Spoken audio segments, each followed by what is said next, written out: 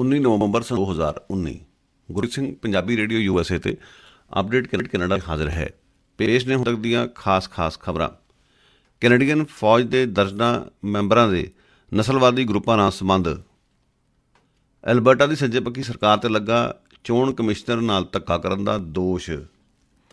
ਸਰੀ ਦੀ municipality ਵੱਲੋਂ ਸਰਬਸੰਮਤੀ ਨਾਲ ਬਿੱਲ 21 ਦੇ ਖਿਲਾਫ ਮਤਾ ਪਾਸ। ਹੁਣ ਖਬਰਾਂ ਦਾ ਵਿਸਥਾਰ। ਕੈਨੇਡੀਅਨ ਫੌਜ ਦੇ ਦਰਜਨਾਂ ਮੈਂਬਰਾਂ ਤੇ ਨਸਲਵਾਦੀ ਗਰੁੱਪਾਂ ਸੰਬੰਧ ਰੱਖਣ ਦੇ ਦੋਸ਼ ਲੱਗ ਰਹੇ ਨੇ। ਬਾਕਾਇਦਾ ਮਿਲਟਰੀ ਇੰਟੈਲੀਜੈਂਸ ਇਸ ਸੰਬੰਧ ਵਿੱਚ ਇੱਕ ਰਿਪੋਰਟ ਤਿਆਰ ਕੀਤੀ ਸੀ।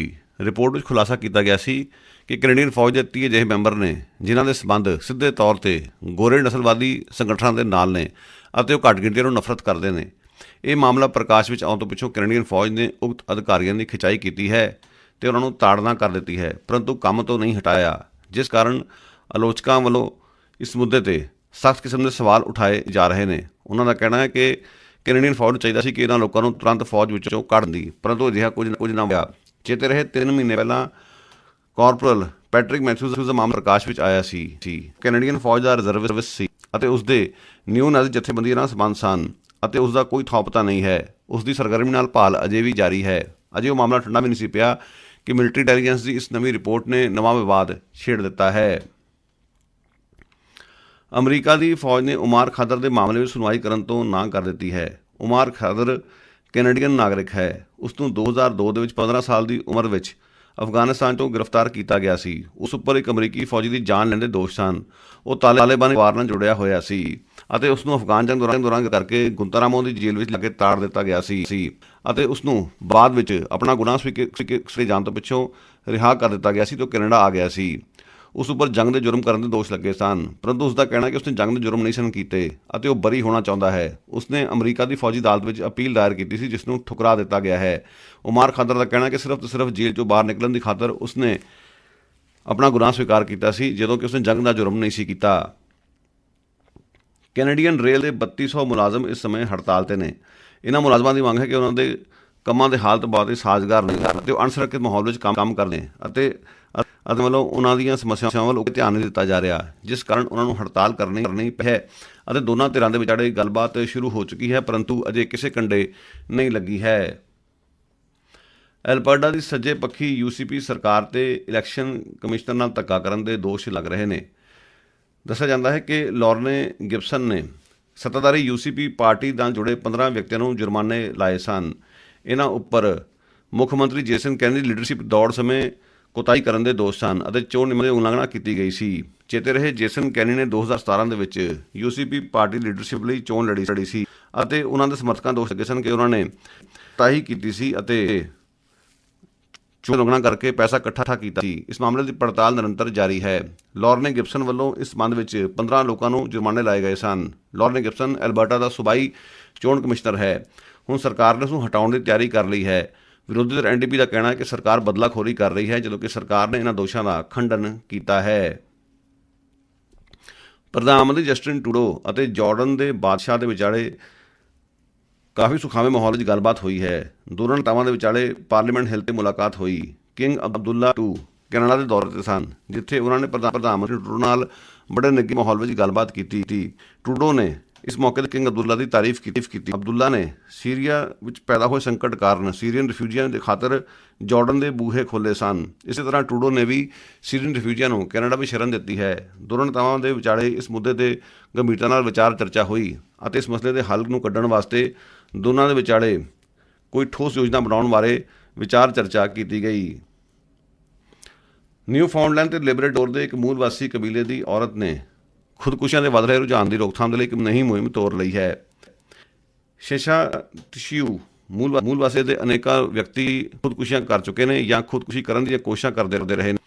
ਚੇਤੇ ਰਹੇ ਕੈਨੇਡਾ ਵਿੱਚ ਮੂਲ ਵਾਸੀਆਂ ਦੀ ਆਬਾਦੀ ਸਿਰਫ 4% ਹੈ, ਪਰੰਤੂ ਉਹਨਾਂ ਵਿੱਚ ਆਤਮ ਹੱਤਿਆਵਾਂ ਦਾ ਰੁਝਾਨ ਕਾਫੀ ਜ਼ਿਆਦਾ ਹੈ। ਇਸ ਦਾ ਵੱਡਾ ਕਾਰਨ ਢਾਂਚਾਗਤ ਹਿੰਸਾ ਅਤੇ ਨਸਲਵਾਦ ਹੈ ਅਤੇ ਬਹੁਤ ਸਾਰੇ ਮੂਲ ਵਾਸੀ ਕਬੀਲੇ ਗੁਰਬਤ ਨਾਲ ਘੁਲ ਰਹੇ ਨੇ, ਜਿਸ ਕਾਰਨ ਇਹਨਾਂ ਕਬੀਲਿਆਂ ਦੇ ਵਿੱਚ ਖੁਦਕੁਸ਼ੀ ਦਾ ਰੁਝਾਨ ਦਿਨੋਂ ਦਿਨ ਵੱਧਦਾ ਹੀ ਜਾ ਰਿਹਾ ਹੈ ਅਤੇ ਇਸ ਦੀ ਰੋਕਥਾਮ ਦੇ ਲਈ ਹੈਲਨ ਐਸਟਰ ਨਾਂ ਦੀ ਇਸ ਔਰਤ ਨੇ ਇੱਕ ਨਵੀਂ ਮੁਹਿੰਮ ਚਲਾਈ ਹੈ। ਉਸਨੇ ਬਾਕਾਇਦਾ ਮੂਲ ਵਾਸੀਆਂ ਨੂੰ ਕੰਬਲ ਸੀਣ ਲਈ ਪ੍ਰੇਰਨਾ ਸ਼ੁਰੂ ਕਰ ਦਿੱਤਾ ਹੈ ਤਾਂ ਜੋ ਆਪਣੀ ਸ਼ਕਤੀ ਚੰਗੇ ਪਾਸੇ ਲਾ ਸਕਣ ਅਤੇ ਮਾਨਸਿਕ ਰੋਗਾਂ ਵਿੱਚੋਂ ਮੁਕਤ ਪਾ ਸਕਣ, ਤਾਂ ਜੋ ਖੁਦਕੁਸ਼ੀਆਂ ਦਾ ਰੁਝਾਨ ਟਲ ਸਕੇ। ਓਨਟਾਰੀਓ ਦੇ ਵਿੱਚ ਬਲਾਤਕਾਰ ਤੇ ਲਿੰਗਕ ਹਮਲਿਆਂ ਦਾ ਸ਼ਿਕਾਰ ਹੋਣ ਵਾਲੀਆਂ ਔਰਤਾਂ ਦੀ ਬਾਂਹ ਫੜਨ ਵਾਲੀ ਜਥੇਬੰਦੀਆਂ ਦੀ ਮੰਗ ਹੈ ਕਿ ਸੂਬਾਈ ਸਰਕਾਰ ਉਹਨਾਂ ਨੂੰ ਦਿੱਤੇ ਜਾਣ ਵਾਲੇ ਮੁਆਵਜ਼ੇ ਸੰਬੰਧੀ ਲਏ ਗਏ ਫੈਸਲੇ ਤੇ ਮੁੜ ਵਿਚਾਰ ਕਰੇ। ਚੇਤੇ ਰਹੇ, ਓਨਟਾਰੀਓ ਦੀ ਸੱਜੇ ਪੱਖੀ ਸਰਕਾਰ ਨੇ ਹਾਲ ਹੀ ਦੇ ਵਿੱਚ ਕ੍ਰਿਮੀਨਲ ਜਸਟਿਸ ਕੰਪਨਸੇਸ਼ਨ ਬੋਰਡ ਨੂੰ ਭੰਗ ਕਰ ਦਿੱਤਾ ਸੀ। ਇਸ ਬੋਰਡ ਵੱਲੋਂ ਅਜਿਹੀਆਂ ਔਰਤਾਂ ਨੂੰ ਮੁਆਵਜ਼ੇ ਵੰਡੇ ਜਾਂਦੇ ਸਨ, ਪਰੰਤੂ ਇਹ ਪ੍ਰਕਿਰਿਆ ਹੁਣ ਬੰਦ ਕਰ ਦਿੱਤੀ ਗਈ ਹੈ, ਜਿਸ ਨਾਲ ਇਹਨਾਂ ਔਰਤਾਂ ਦੀਆਂ ਬਾਂਹ ਫੜਨ ਵਾਲੀ ਜਥੇਬੰਦੀਆਂ ਨੂੰ ਕਾਫੀ ਕਿਸਮ ਦੀਆਂ ਮੁਸ਼ਕਲਾਂ ਆ ਰਹੀਆਂ ਨੇ ਅਤੇ ਉਹਨਾਂ ਔਰਤਾਂ ਦੀ ਮਾਲੀ ਮਦਦ ਕਰਨ ਵਿੱਚ ਪੂਰੀ ਤਰ੍ਹਾਂ ਫੇਲ ਹੋ ਚੁੱਕੀਆਂ ਨੇ। ਅਤੇ ਉਹਨਾਂ ਜਥੇਬੰਦੀਆਂ ਦਾ ਕਹਿਣਾ ਹੈ ਕਿ ਸੂਬਾਈ ਸਰਕਾਰ ਦੇ ਅਟਾਰਨੀ ਜਨਰਲ ਨੂੰ ਚਾਹੀਦਾ ਹੈ ਕਿ ਇਸ ਫੈਸਲੇ ਤੇ ਮੁੜ ਵਿਚਾਰ ਕੀਤਾ ਜਾਵੇ ਅਤੇ ਇਸ ਫੰਡ ਨੂੰ ਮੁੜ ਤੋਂ ਬਹਾਲ ਕੀਤਾ ਜਾਵੇ ਤਾਂ ਜੋ ਇਹਨਾਂ ਔਰਤਾਂ ਦੀ ਮਦਦ ਹੋ ਸਕੇ। ਕੁਬੈਕ ਦੇ ਟੀਚਰਾਂ ਦੀ ਯੂਨੀਅਨ ਨੇ ਵੀ ਵਿਵਾਦਗ੍ਰਸਤ ਬਿੱਲ 21 ਨੂੰ ਅਦਾਲਤੀ ਚੁਣੌਤੀ ਦੇਣ ਦੀ ਤਿਆਰੀ ਕਰ ਲਈ ਹੈ। ਇਸ ਯੂਨੀਅਨ ਦੇ 45,000 ਮੈਂਬਰ ਨੇ। ਉਹਨਾਂ ਦਾ ਕਹਿਣਾ ਹੈ ਕਿ ਸੂਬਾਈ ਸਰਕਾਰ ਦਾ ਇਹ ਬਿੱਲ ਧਾਰਮਿਕ ਘੱਟ ਗਿਣਤੀਆਂ ਦੇ ਹੱਕਾਂ 'ਤੇ ਛਾਪਾ ਮਾਰਦਾ ਹੈ। ਚੇਤੇ ਰਹੇ, ਕੁਬੈਕ ਦੀ ਸਰਕਾਰ ਨੇ ਇਹ ਬਿੱਲ ਲਿਆਂਦਾ ਹੈ ਜਿਸ ਤੋਂ ਪਿੱਛੋਂ ਸਰਕਾਰੀ ਕੰਮਾਂ 'ਤੇ ਕਿਸੇ ਨੂੰ ਧਾਰਮਿਕ ਚਿੰਨ੍ਹ ਪਹਿਨਣ ਦੀ ਆਗਿਆ ਨਹੀਂ ਹੋਵੇਗੀ। ਇਸ ਨਾਲ ਖਾਸ ਤੌਰ 'ਤੇ ਦਸਤਾਰਧਾਰੀ ਸਿੱਖ ਤੇ ਹਿਜਾਬ ਲੈਣ ਵਾਲੀਆਂ ਮੁਸਲਿਮ ਔਰਤਾਂ ਪ੍ਰਭਾਵਿਤ ਰਹੇ ਨੇ ਅਤੇ ਅਨੇਕਾਂ ਲੋਕ ਸੂਬੇ ਵਿੱਚੋਂ ਛੱਡ ਕੇ ਦੂਜੇ ਸੂਬੇ ਵਿੱਚ ਜਾਣ ਲਈ ਮਜਬੂਰ ਹੋਏ ਨੇ, ਜਿਸ ਦੇ ਮੱਦੇਨਜ਼ਰ ਇੱਕ ਸਿੱਖ ਅਧਿਆਪਕ ਨੂੰ ਕੁਬੈਕ ਛੱਡਣਾ ਪਿਆ। ਇਸ ਸਮੇਂ ਸਰੀ ਵਿੱਚ ਨੌਕਰੀ ਕਰ ਰਹੀ ਹੈ ਅਤੇ ਟੀਚਰਾਂ ਨੇ ਏਕਾ ਕਰਕੇ ਇਸ ਬਿੱਲ ਨੂੰ ਅਦਾਲਤੀ ਚੁਣੌਤੀ ਦੇਣ ਦੀ ਤਿਆਰੀ ਕਰ ਲਈ ਹੈ। ਪੰਜਾਬੀਆਂ ਦੇ ਸੰਘਣੀ ਵਸੋਂ ਵਾਲੇ ਸਰੀ ਇਲਾਕੇ ਦੀ ਮਿਊਨਿਸਪੈਲਿਟੀ ਨੇ ਸਰਬਸੰਮਤੀ ਦੇ ਨਾਲ ਬਿੱਲ 21 ਦੇ ਖਿਲਾਫ ਮਤਾ ਪਾਸ ਕਰ ਦਿੱਤਾ ਹੈ। ਇਹ ਮਤਾ ਸਰੀ ਸਿਟੀ ਕੌਂਸਲਰ ਬ੍ਰੈਂਡਾ ਲੌਕ ਵੱਲੋਂ ਲਿਆਂਦਾ ਗਿਆ ਸੀ। ਬ੍ਰੈਂਡਾ ਲੌਕ ਕਿਸੇ ਵੇਲੇ BCB 'ਚ ਮੰਤਰੀ ਹੁੰਦੀ ਸੀ ਅਤੇ ਉਸ ਸਮੇਂ ਸਿਟੀ ਕੌਂਸਲਰ ਹੈ। ਉਸਨੇ ਇਹ ਬਿੱਲ ਦੇ ਖਿਲਾਫ ਮਤਾ ਲਿਆਂਦਾ ਹੈ, ਜਿਸ ਤੋਂ ਸਰਬਸੰਮਤੀ ਨਾਲ ਪਾਸ ਕਰ ਦਿੱਤਾ ਗਿਆ ਹੈ। ਇਸ ਮਤੇ ਦੇ ਵਿੱਚ ਬਿੱਲ 21 ਦੀ ਨਿਖੇਧੀ ਕੀਤੀ ਗਈ ਹੈ ਅਤੇ ਮਤੇ ਵਿੱਚ ਕਿਹਾ ਗਿਆ ਹੈ ਕਿ ਧਰਮ ਨਿਰਪੱਖਤਾ ਦੇ ਨਾਂ 'ਤੇ ਲਿਆਇਆ ਗਿਆ ਇਹ ਬਿੱਲ ਘੱਟ ਗਿਣਤੀਆਂ ਦੇ ਹੱਕ ਛਾਪਾ ਮਾਰਦਾ ਹੈ ਤੇ ਵਿੰਗੇ ਟੇਢੇ ਢੰਗ ਨਾਲ ਨਸਲਵਾਦੀਆਂ ਨੂੰ ਸ਼ਹਿ ਦਿੰਦਾ ਹੈ। BC ਦੀ ਸਰਕਾਰ ਵੱਲੋਂ ਅਜਿਹਾ ਕਾਨੂੰਨ ਲਿਆਇਆ ਜਾ ਰਿਹਾ ਹੈ ਜਿਸ ਤੋਂ ਪਿੱਛੋਂ ਤੇਲ ਕੰਪਨੀਆਂ ਮਨਮਰਜ਼ੀ ਨਹੀਂ ਕਰ ਸਕਣਗੀਆਂ। ਦ ਫਿਊਲ ਪ੍ਰਾਈਸ ਟਰਾਂਸਪੇਰੈਂਸੀ ਐਕਟ ਨੂੰ ਲਾਗੂ ਕੀਤਾ ਜਾ ਰਿਹਾ ਹੈ। ਇਸ ਸੰਬੰਧ ਵਿੱਚ BC ਦੇ ਰੁਜ਼ਗਾਰਾਂ ਅਤੇ ਤਜਾਰਤ ਬਾਰੇ ਮੰਤਰੀ ਬਰੂਸ ਹੌਸਟਨ ਅਹਿਮ ਐਲਾਨ ਕਰਨ ਜਾ ਰਹੇ ਨੇ ਅਤੇ ਇਸ ਐਲਾਨ ਤੋਂ ਪਿੱਛੋਂ ਇਹ ਐਕਟ ਲਾਗੂ ਹੋ ਜਾਵੇਗਾ ਅਤੇ ਇਸ ਕਾਨੂੰਨ ਤਹਿਤ ਤੇਲ ਕੰਪਨੀਆਂ ਲਈ ਜ਼ਰੂਰੀ ਹੋਵੇਗਾ ਕਿ ਉਹ ਸਰਕਾਰ ਨੂੰ ਸਮੇਂ-ਸਮੇਂ 'ਤੇ ਦੱਸਣ ਕਿ ਤੇਲ ਦੀਆਂ ਕੀਮਤਾਂ ਵਿੱਚ ਵਾਧਾ ਕਿਉਂ ਹੋ ਰਿਹਾ ਹੈ, ਤਾਂ ਜੋ ਇਸ 'ਤੇ ਕੋਈ ਕੰਟਰੋਲ ਰੱਖਿਆ ਜਾ ਸਕੇ। ਤੇਲ ਦੀਆਂ ਵਧ ਰਹੀਆਂ ਕੀਮਤਾਂ ਕਾਰਨ ਲੋਕ ਕਾਫੀ ਪਰੇਸ਼ਾਨ ਨੇ ਅਤੇ ਸੂਬਾਈ ਸਰਕਾਰ ਪਹਿਲਾਂ ਹੀ ਭਰੋਸਾ ਦੇ ਚੁੱਕੀ ਹੈ ਕਿ ਇਸ ਸੰਬੰਧ ਵਿੱਚ ਢੁਕਵੇਂ ਚੁੱਕੇਗੀ। ਲਿਹਾਜ਼ਾ ਇਹ ਕਾਨੂੰਨ ਲਿਆ ਕੇ ਤੇਲ ਕੰਪਨੀਆਂ ਦੇ ਨਮਦੇ ਕਸੇ ਜਾਂਦੇ ਨੇ। ਵੈਨਕੂਵਰ ਦੇ ਵਿੱਚ ਡਾਕਟਰ ਨਾਰਮਨ ਬੈਥਿਊ ਨੂੰ ਯਾਦ ਕੀਤਾ ਗਿਆ। ਨਾਰਮਨ ਬੈਥਿਊ ਦੀ 80 ਸਾਲ ਪਹਿਲਾਂ ਮੌਤ ਹੋ ਗਈ ਸੀ। ਉਹਨਾਂ ਦੀ 80ਵੀਂ ਬਰਸੀ ਦੇ ਮੌਕੇ 'ਤੇ ਉਹਨਾਂ ਨੂੰ ਕਮਿਊਨਿਸਟ ਪਾਰਟੀ ਆਫ ਕੈਨੇਡਾ ਦੇ ਸਮਰਥਕਾਂ ਨੇ ਗਰਮਜੋਸ਼ੀ ਨਾਲ ਯਾਦ ਕੀਤਾ। ਨਾਰਮਨ ਬੈਥਿਊ ਕਮਿਊਨਿਸਟ ਵਿਚਾਰਾਂ ਨੂੰ ਅਪਣਾਏ ਹੋਏ ਇੱਕ ਮਨੁੱਖਤਾਵਾਦੀ ਡਾਕਟਰ ਸਨ, ਜਿਨ੍ਹਾਂ ਨੇ ਸਪੇਨ ਤੇ ਚੀਨ ਦੇ ਵਿੱਚ ਜਾ ਕੇ ਫਾਸ਼ੀਵਾਦੀਆਂ ਦੇ ਖਿਲਾਫ ਚੱਲ ਰਹੀ ਲੜਾਈ ਦੌਰਾਨ ਲੋਕਾਂ ਦੀ ਸੇਵਾ ਕੀਤੀ ਸੀ ਅਤੇ ਚੀਨ ਵਿੱਚ ਉਹਨਾਂ ਦੀ ਮੌਤ ਹੋ ਗਈ ਸੀ। ਉਹਨਾਂ ਦੀਆਂ ਕੋਸ਼ਿਸ਼ਾਂ ਸਦਕਾ ਅੱਜ ਕੈਨੇਡਾ ਭਰ ਦੇ ਵਿੱਚ ਲੋਕ ਯੂਨੀਵਰਸਲ ਹੈਲਥ ਕੇਅਰ ਦਾ ਆਨੰਦ ਮਾਣ ਰਹੇ ਨੇ, ਜਿਸ ਦੇ ਤਹਿਤ ਲੋਕਾਂ ਨੂੰ ਮੁਫਤ ਇਲਾਜ ਦਿੱਤਾ ਹੈ ਅਤੇ ਨਾਰਮਨ ਬੈਥਿਊ ਦੀ ਯਾਦ ਦੇ ਵਿੱਚ ਕਮਿਊਨਿਸਟ ਪਾਰਟੀ ਆਫ ਕੈਨੇਡਾ ਨੇ ਵੱਡਾ ਇਕੱਠ ਕੀਤਾ, ਉਹਨਾਂ ਨੂੰ ਯਾਦ ਕੀਤਾ। ਦੇਖਣ ਵਾਲੀ ਗੱਲ ਇਹ ਹੈ ਕਿ ਕੈਨੇਡਾ ਦੀਆਂ ਵੱਡੀਆਂ ਪਾਰਟੀਆਂ ਨੇ ਉਹਨਾਂ ਨੂੰ ਚੇਤੇ ਤੱਕ ਨਹੀਂ ਕੀਤਾ, ਜਦੋਂ ਕਿ ਨਾਰਮਨ ਬੈਥਿਊ ਦਾ ਦੁਨੀਆ ਭਰ ਵਿੱਚ ਨਾਂ ਕਾਫੀ ਪ੍ਰਚਲਿਤ ਹੈ। ਲੰਡਨ ਸਕੂਲ ਆਫ ਇਕਨੋਮਿਕਸ ਨਾਲ ਜੁੜੀ ਇੱਕ ਲੇਖਕ ਤੇ ਚਿੰਤਕ ਐਲਪਾ ਸ਼ਾਹ ਇਸ ਸਮੇਂ ਵੈਨਕੂਵਰ ਦੇ ਦੌਰੇ 'ਤੇ ਹੈ।